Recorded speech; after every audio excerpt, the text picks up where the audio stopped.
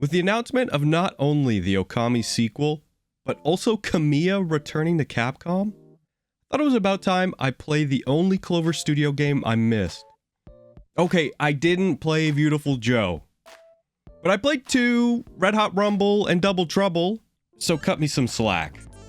Maybe when Capcom releases the Clover Studio Comeback Combo Pack, I'll play it. But yeah, I have no history with this game. If you're an older follower, you know I am a huge Clover Studio and Platinum Games fan. But during the mid-2000s, I was a Nintendo kid. So when this came out on PS2, I never played it. When it got re-released on Wii, I was very tempted to rent it, give it a try. I always heard it was like Zelda, but I guess there was just other things out there at the time. Now, with the seeming revival of Clover Studio, with the man himself at the helm, I figured now is the time to play the first one before the second one comes out. Or third? How important is Okami Den gonna be to the new sequel? Because I didn't play that one either. Whatever. Hopefully it's not the chain of memories of Okami. Now, I usually give the spiel at the end, but before we start, I would like to let y'all know I am looking to grow the channel more, and it looks like most people aren't subscribed. The last video did get a couple, but I guess it doesn't count if you've already watched the video. And this is an opinion piece, so maybe hold off until the end, but I figured I would try putting one of these in here just to see how it works. The channel's almost at 60 subscribers, and I would like to try and hit that with this video, so thanks in advance. The first thing anyone tells you about Okami when you ask about it is that it's like Zelda. That's my only frame of reference for this game. I did know a couple things. I knew about the brush mechanic. I knew you played as Amaterasu, and I knew about the Beautiful Joe guy.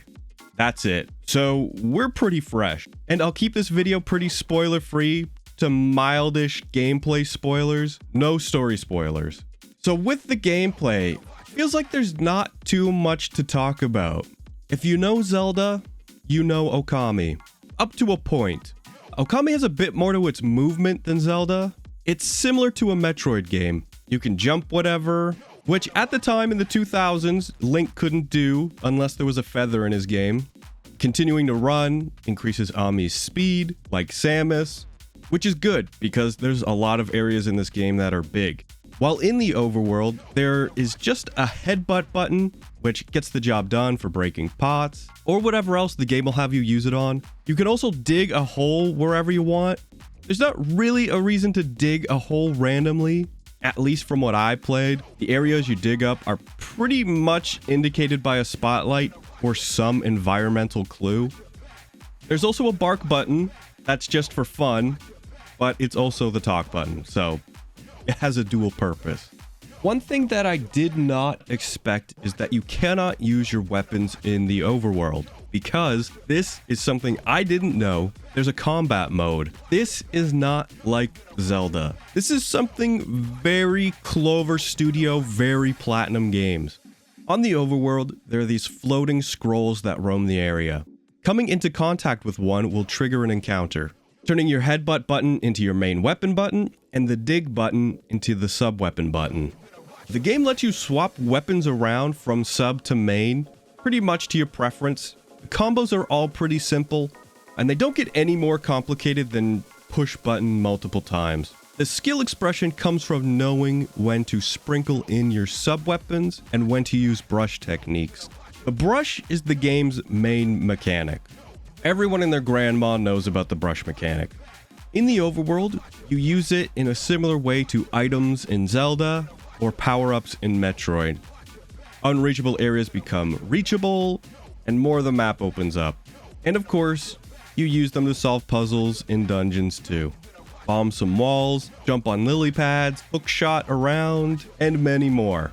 Everything you learn on field can seemingly be used in combat. But there are also a couple combat-specific skills, like Ink Bullet. Using the brush in combat on its own is weird, But the more you play, the more you learn what skills work on what enemies more efficiently, and the game does indicate when you should just use it outright. Enemies will lose their color and become extra vulnerable, and this is your cue to use a brush technique. And with this being a Clover game, you better believe speed is the name of the game, because you're going to be ranked after every battle. Having these indications for brush mode really sparked the idea that this was an early implementation of blade mode from Revengeance. And going even further than that, brush mode itself is like an early version of Wonderful 101's weapon formations. This was a surprise to me. I didn't know that Okami was pretty much the spawning grounds for so many future Platinum games.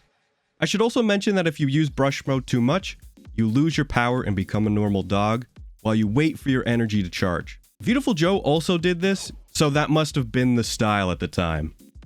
And that is pretty much it for gameplay.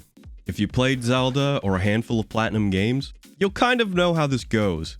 I was worried that brush mode would get repetitive and frustrating to deal with, and it does become that at times when it's not responsive, but I think brush mode as a mechanic is good enough to carry you through the whole game before it becomes tedious.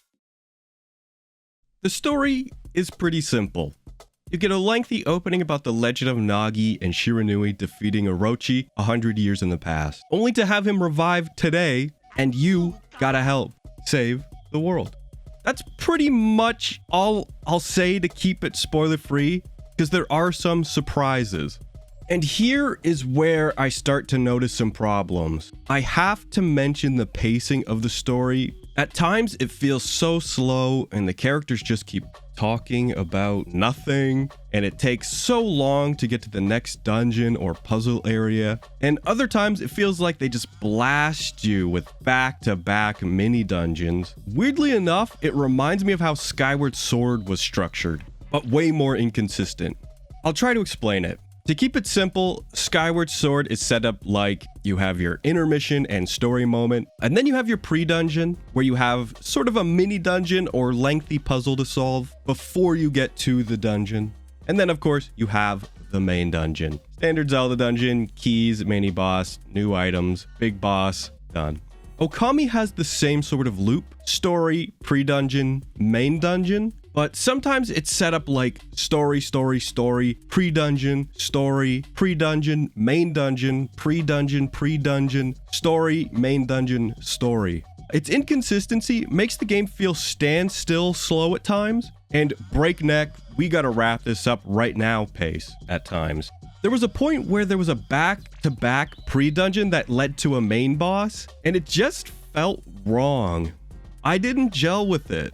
And this is coming from someone who considers Skyward Sword one of, if not the best classic Zelda. And I'll admit, I did get stuck once. So some things taking longer was my own fault, but how was I supposed to know he meant the trees in the village when I've only used the bloom power on the big trees? He doesn't even tell you the ones directly around you. And almost every time after this, Isun will always re-explain what to do next, but doesn't give you a clue here. I probably missed one line of dialogue, but it was the most important line in the whole game. I had to look this up. And something like this, I think, would be enough to turn people off of this game. But Okami has crazy charm. It does get a little raunchy at times. Definitely a game from the mid-2000s, but that's pretty much just limited to how Isun talks to some of the characters, usually the ones with their peaches hanging out. He kind of reminds me of Link from the cartoon, and I think that was intentional. Well, excuse me, princess. The game just has so many good moments and characters. It's fun and it's funny. Not God hand funny, but it's pretty good. And that's what kept me in when the pacing was quite grueling. If you told me I would get emotionally invested in a guy named Mr. Bamboo, I wouldn't have believed you. Something that didn't hold up so well were the graphics, and I don't think the HD remaster did much to help. It has this same thick line cel shading look that Beautiful Joe has, but where Joe is more solid colors and comic booky, closer to looking like Wind Waker, Okami is more painterly, and I don't think it's held up as well. Sometimes it does work well, Like when the model lines wiggle and jitter around, like it's hand-drawn animation and there are inconsistencies between the frames. I like that. I just think overall the game shows its age pretty hard. It's not like Wind Waker where the game will just forever look good. And because I mentioned this in the metaphor video, I feel like I always have to talk about it, but the music in Okami is just fine. There are no real standout tracks, but it's all thematic and nice, and it does not get annoying like some other games. So what did I think of Okami after skipping out on it for almost 20 years? I think the game is fine. Have I played it at the time it was newer or even played the Wii version? I think I would have liked it more since I didn't have access to as many games as I do now, but I can see why it became a cult classic.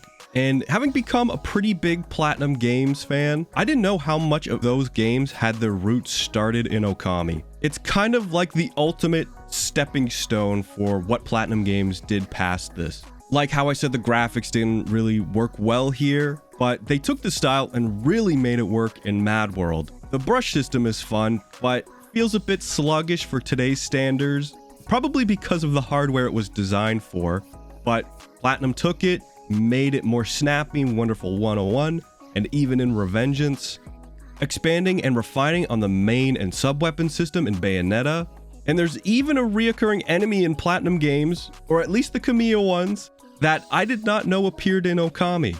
I won't say who he is, but his name starts with a G. To give it a number rating, I think we gotta stick with the good old solid 7.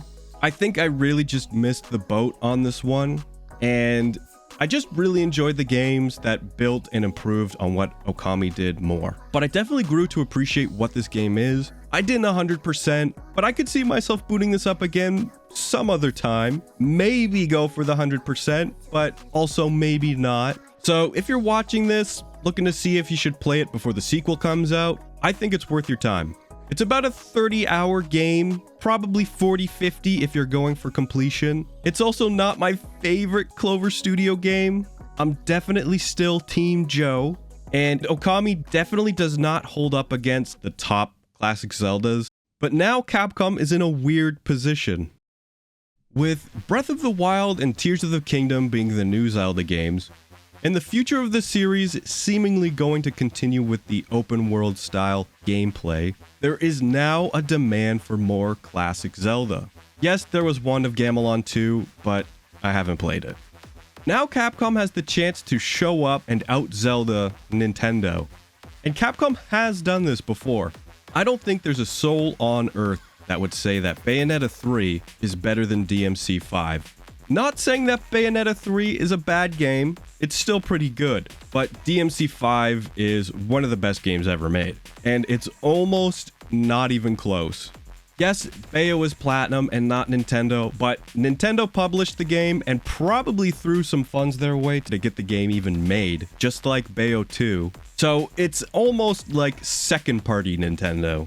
What I'm trying to say is current Capcom can outdo it better than the people who are doing it the best. I am a little worried with Kamiya being back in the director's chair. He is a man of tradition. You can see that all of his games have similar linking elements, but if he can tighten up the pacing, you can make it open world. I don't really care.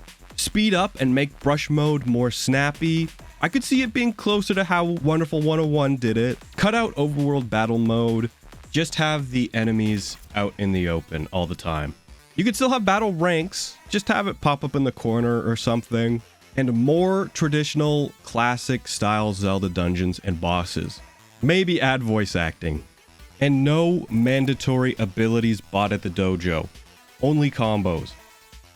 I think Capcom could have a real winner on their hands.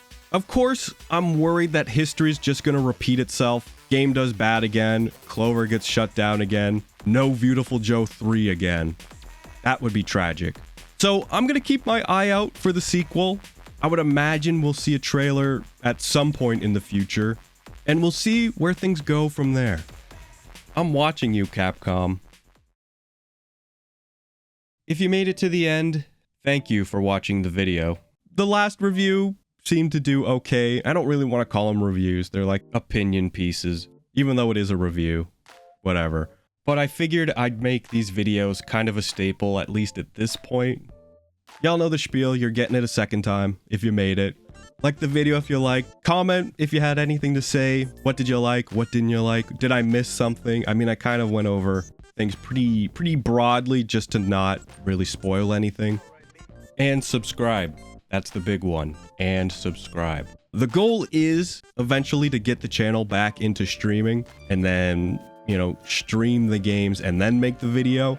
So any support you can show would greatly help. Still got some videos in the tank that just need a bit of time to come out, but I'm working on it. Thank you so much for supporting the other videos. I don't think I've ever had content do so consistently well. I know it's not like crazy numbers, but for me, it's hundreds of times more. So just want to give you a quick thanks, and I guess I'll see you in the next one.